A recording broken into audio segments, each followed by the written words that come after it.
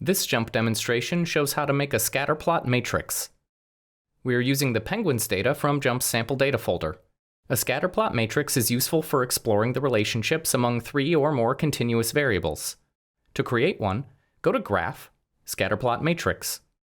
Place a set of variables into the Y columns role. Set your desired matrix format. We'll choose square here, and click OK.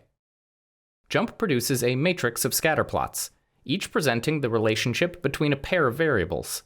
And with the square format, scatterplots in mirrored positions above and below the diagonal correspond to the same pairs of variables, only with their x and y axes switched. For example, this plot shows the relationship between body mass on the x-axis and flipper length on the y-axis, while this plot shows the relationship between body mass on the y-axis and flipper length on the x-axis. You can color or mark the points to incorporate additional variables into the scatterplots. As an example, let's color the points by penguin species. We'll go to Rows, Color or Mark by Column. Choose the Species column, apply our color scheme, and click OK. This applies colors as row states in the data table, and the colors are immediately reflected back in the graph.